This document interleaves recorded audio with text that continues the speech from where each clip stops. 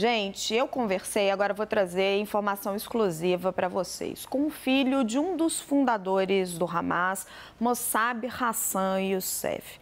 Yousef rompeu com a sua família para denunciar os crimes cometidos pelo grupo depois de se tornar um informante de Israel. Ele fez parte da Shin Bet, que é a polícia secreta de Israel. O codinome dele era Príncipe Verde. Eu vou destacar para vocês alguns trechos dessa entrevista. O primeiro trecho. Ele disse que o presidente Lula comete um erro ao comparar as ações de Israel em Gaza aos atos terroristas do Hamas. Vamos assistir. Yousef, você disse que está aqui porque a sociedade brasileira precisa entender que o Hamas não luta pela causa palestina. O presidente Lula entende isso? I think the head of the state, the Brazilian president, is mistaken when he compares Hamas to Israel. How can you make the comparison? You're a president of a 200 million nation. You have responsibility. You cannot be acting emotional just like the sheep in the street. You're in a position of leadership. Comes with that responsibility. Before a president of a nation, of a country, compare a democratic system, the only democracy, true democracy in the Middle East that has in it Arabs, Christians, Muslims, Jews, all type of ethnicities live under civil constitution. To compare it to a savage group that is barbaric, that does not believe in order, believe only in chaos, in destruction, was born to destroy, not to build, not to create. We cannot compare both. To say, oh, Hamas violence and Israel violence. No. Hamas attack is a savage attack, it's a genocide. This is the second point for the Brazilian people need to understand, regardless of the position of the politicians in Brazil. That the Brazilian people, and I have lots of faith in the Brazilian people. I met so many throughout my travel, and I love Brazil. I love the Brazilian people. This is my message to the people, to understand that Hamas is a savage group. It's not a national group. Second, their attack on October 7th against Israel was not just, it was not a war or violence or terrorism. Hamas attack was a genocide. They moved systematically from door to door, cleansing, killing everything in their way. I invite people to watch the massacre film to understand that what happened was not a war, a combat between two armies or two soldiers in an honest and fair confrontation. What happened, Hamas surprised civilian communities, mostly farmers, including foreign workers, women, children, elders. They wiped everything in their way. They killed everything. They burned everything. They raped women. They kidnapped infants. This is what defines genocide. If the Brazilian people understand this point, that the attack on October 7th was not only an attack of terror, but it was ethnic cleansing against the Jewish people, then they will understand that Israel had no choice but to defend itself. And when we say defend itself, it's very tricky, because Hamas crime was not only genocide against the Jewish people on October 7th. On the other hand, it was also they took human shields, their own people, their own children, been used as human shields. This is Hamas' second crime. O Hamas sabia que Israel ia retaliar. Of course, for Hamas, their strategy is the use of human shields. And this is the unforgivable crime. Not only committing genocide, which is the greatest crime against humanity. Genocide, it doesn't get worse than this. This is the peak of evil. Then taking human shields, children, women, knowing that civilians will get hurt and many civilians would die. But why Hamas loved this equation? Because when civilians die, the world condemned Israel. And Hamas gets legitimacy. And Hamas lie to the world when they represent themselves as a resistance group, as a liberation organization. So the world think of it like IRA, think of it like the Cuba, Che Guevara's, etc. So they identify, whoa, you know, we want to go with the underdog against this Zionist regime. This is a fantasy. The reality on the ground, actually, Israel is the victim here. The entire southern communities were wiped out in a genocide. Eu procurei o Palácio do Planalto, que não quis se manifestar sobre as declarações do Yousef, mas conversei com interlocutores do presidente Lula. Eles me disseram que Lula não fez uma comparação direta entre o Hamas e Israel, mas sim uma comparação entre o sofrimento dos civis dos dois lados e que as afirmações do presidente estão sendo distorcidas politicamente. Na avaliação dos assessores do presidente Lula, o que o presidente Lula defende é o que está acontecendo agora, que é a troca de reféns por prisioneiros, uma trégua e, eventualmente, lá na frente, um cessar-fogo. Mas continuando aqui na entrevista que a gente fez, exclusiva com o Yousef. Yousef é esse personagem complexo, que é filho de um dos fundadores do Hamas, que abandonou a família, se tornou o espião do Shin Bet durante 10 anos e hoje corre o mundo denunciando as atrocidades do Hamas. Ele disse que o Hamas não luta pela causa palestina, apesar do que o grupo diz. Vamos ver. O que eu estou tentando entender é como é que você tomou essa decisão, porque é uma decisão muito difícil se voltar contra a sua família, contra a sua religião, contra tudo que você acreditava. I told you this is an evolution. It is not, if it was as simple as I tell you, okay, on this date, on that, something big happened and I had a change of heart, I lied to you. This is an evolution since my childhood. I tell you, the distance between me and Hamas we start separating. And at the age of 18 or 19, I was not perfectly understanding the problem, but at least I had enough distance between me and Hamas to act against them. But anyway, what I turned against practically was my own interest with Hamas. Because Hamas gave me prestige, Hamas gave me power, my father gave me authority, he gave me status in that society, they gave me future, they gave me security, they gave me money, they gave me everything. What I turned against was my interest, because I had to choose between all the prestige and all the comfort that was coming from what the family promised, and to choose of the interest of people I don't know, simply civilians I never met. But if I don't act, these civilians who will not know about me will die. So this was the toughest choice, to make the choice between my personal interest, my comfort, or between the unknown, where there is no reward, there is no even thank you. But it was the higher interest of humanity. Mas o Hamas diz que luta pela causa palestina. They are liars. They don't fight for, they are not national organization. This is what the Brazilian people need to understand, and this is why I'm here. In this global crisis, in this moral crisis for many people, that they really don't know who is right and who's wrong and what to support, where to feel. Do I feel with Israel? Do I feel with Palestinians? And I say to the Brazilian people, you feel with everybody. You feel with all the innocent people who actually are not causing this trouble, but they are victims of this savage ideology called Hamas. Hamas is not a national organization. This is what's most important to understand.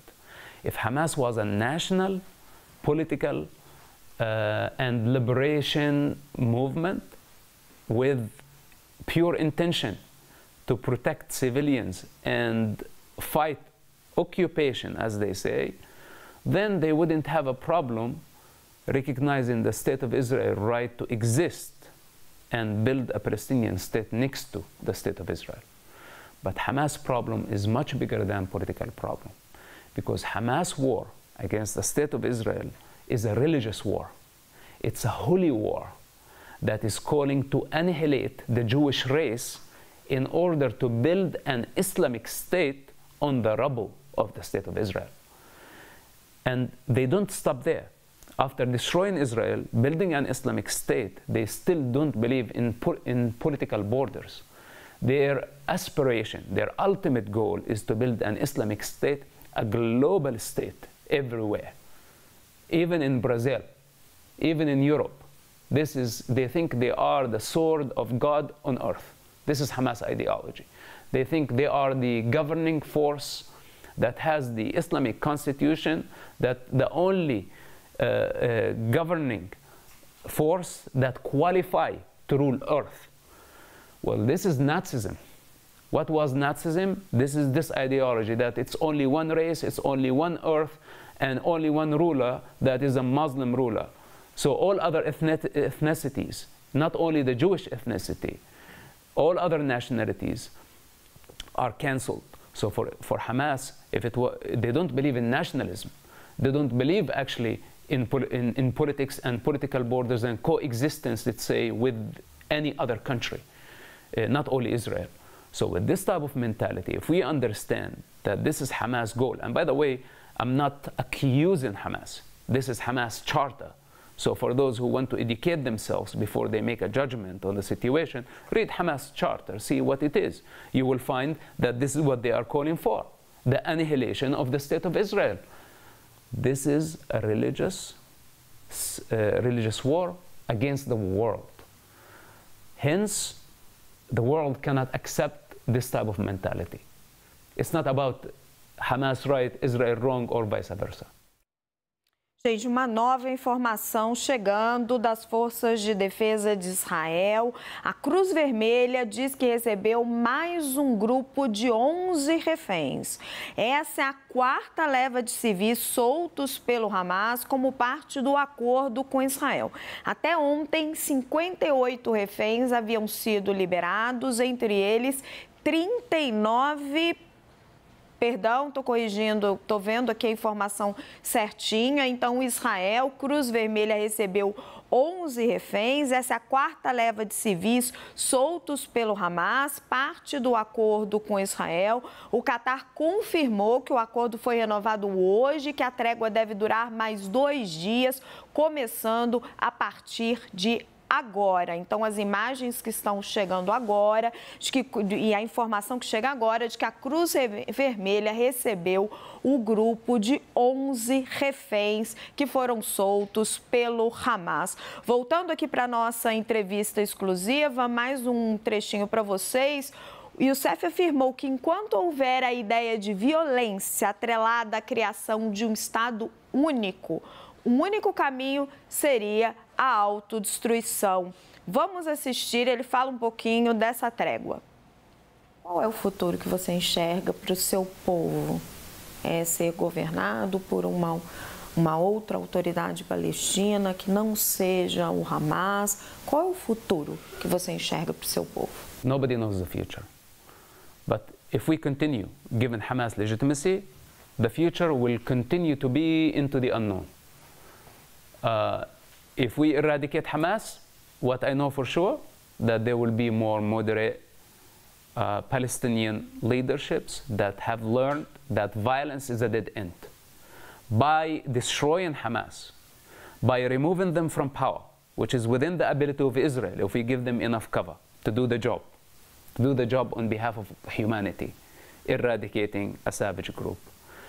If we remove them from power, then the Palestinian society will understand maybe for the first time that the use of violence, the use of suicide bombers, missiles, whatever you want to call it, will not earn the Palestinian people anything but destruction, death, pain, and suffering. This is what the Palestinian people, first of all, need to realize, that a peaceful resistance is the only way in the 21st century. We are not in the past century, and we are not in the dark ages of Europe anymore. If we really have a nation as Palestinians, and if we really want to build a nation and want to have this entity called Palestine, up to this point does not exist. It's just an imagination. If you want to work towards this goal, then we need to build a nation. We need to drop violence completely. The idea, any group, Islamists or nationalists, it doesn't matter, should be rejected completely by the Palestinian people. To say, Yasser Arafat tried violence, it didn't work. Hamas tried violence, it didn't work. Violence will not lead the Palestinian people to achieve any of their goals. If they have this power to drop the idea of violence, then I think there is a great future for the Palestinian people. But as long as they still adapt the idea of killing Jews as a way to build a Palestinian state, I am afraid that they will never achieve their goal. They will achieve only one thing: self-destruction. Olha que profundo que ele está falando, né? Que se os palestinos continuarem com a ideia de usar a violência como arma, eles só vão chegar na autodestruição. Essa foi uma entrevista longa, de quase 40 minutos. A íntegra está no nosso site. Eu vou trazer mais um trechinho para vocês. Ele falou dessa trégua que está acontecendo agora. E o Yousef disse que, apesar da trégua no conflito, o caminho para a paz ainda está muito longe. Assistam. Agora tivemos uma trégua com a troca de reféns que estavam em poder do Hamas por prisioneiros palestinos. Pode ser o início de um processo de paz? We are far from that point. Unfortunately, we are still in the midst of a war because Hamas is not eradicated. This is the fourth war between Israel and Hamas, and the fifth war between Gaza and Israel, because also Islamic Jihad and other militias launch attacks against Israel. And what I personally learned from the previous wars, that every time Hamas launch an attack against Israel, Israel retaliates. Hamas use human shields, civilians die, the world condemns Israel.